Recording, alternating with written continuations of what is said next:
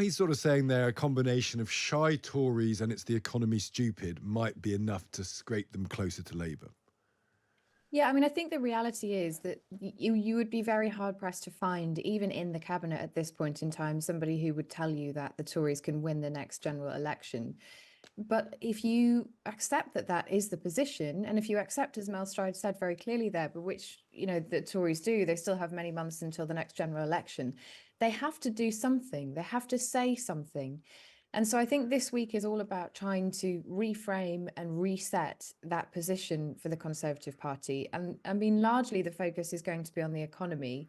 For quite a long time now, those behind the Tories' election strategy have believed that if people felt better off by the time an election came, then they would give the credit to the Tory party and they would get re-elected or at least come close.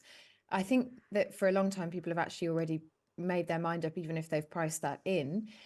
But the Prime Minister is going to try and suggest this week that we are at a turning point and that things are going to start to feel better. And that's where he's going to try and rebuild from. Was he lucky, do you think, with the chronology of the weekend, that if they'd counted Andy Street's votes or the West Midlands votes quicker, if 100 more people had voted Reform in the by-election, if they'd announced London quicker, so there wasn't that preposterous rumour about Susan Hall, he kind of, and there was a bank holiday, was he saved in the end by the virtue of how long it took for all of this stuff to bleed out and then a bank holiday? Or do you think he was always going to be safe and there was always going to be months ahead of an election?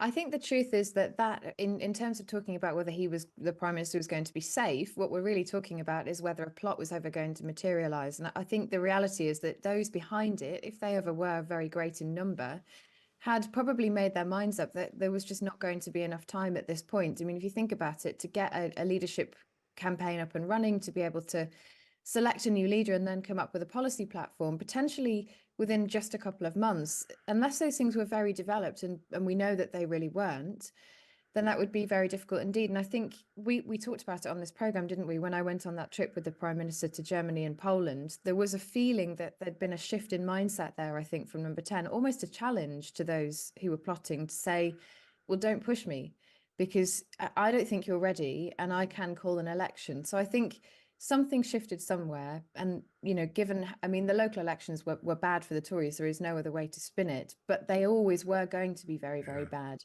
So, So, partly that was priced in. so what is Suella Braverman doing then? Because there is this argument that I can't really see any polling evidence for that, you need to be more right-wing. If you're much more straightforwardly right-wing in the mould of Suella Braverman, you can somehow turn this around. Is she doing that because she thinks that's a viable advice to Rishi Sunak, or is she sort of staking out her area for the post-election leadership challenge?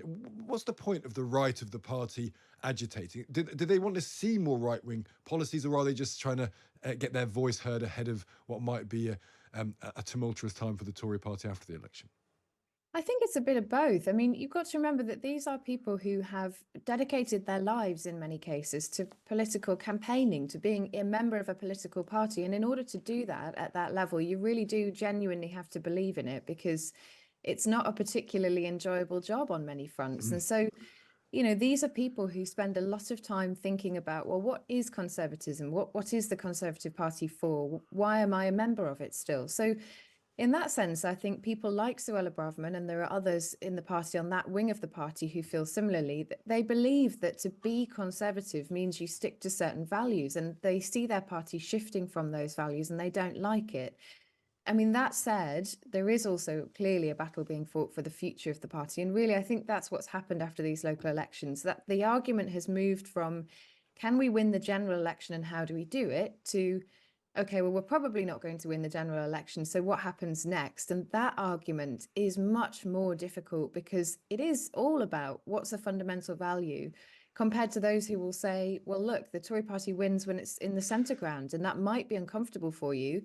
But if we're ever going to get back into power, and we're going to do it quickly, then we have to shift in that direction. So that's really what's going on, I think, now. Yeah, and that means that different members of the party are pointing in exactly opposite directions, and how that resolves itself will be very interesting, even before and then certainly after the election. Kate, it's a fascinating time. Good to speak to you. Thank you for joining us. Well, obviously disappointing to lose Conservative councillors and a fantastic mayor for the West Midlands in Andy Street, and I'm grateful to them for their public service and all their hard work. And look, for my part, reflecting on it, I'm determined more than ever to demonstrate to the country that we are making progress on the areas that matter to them, and we are going to deliver for them. And just in the last few weeks, you can see the evidence of that. Taxes being cut by £900 for an average worker, inflation coming down, plans to reform our welfare system, support people into work, legal migration now coming down to sustainable levels, and our Rwanda program being implemented, as people can see, but crucially also a big strengthening of our national defence, recognising the increasing challenges we face around the world. So look, I'm determined more than ever to deliver for people and show them that what we're doing is making a difference. Khichdi is a very nutritious meal, very most cost effective, vegan, eco-friendly. Okay, hi. Thank you.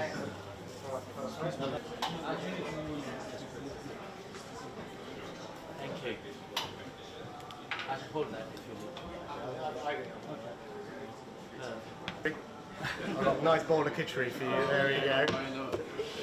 Yeah, that's good. So you're doing how many out of here, did you say? What the independent analysis shows, that whilst of course this was a disappointing weekend for us, the result of the next general election isn't a foregone conclusion, and indeed actually is closer than, or the situation is closer than many people are saying, or indeed some of the opinion polls are predicting. And that's why I'm absolutely determined to fight incredibly hard for what I believe and for the future country that I want to build, and that's what I'm going to do. Fight for this country, fight for the things I believe, and deliver for everyone on the things that matter to them.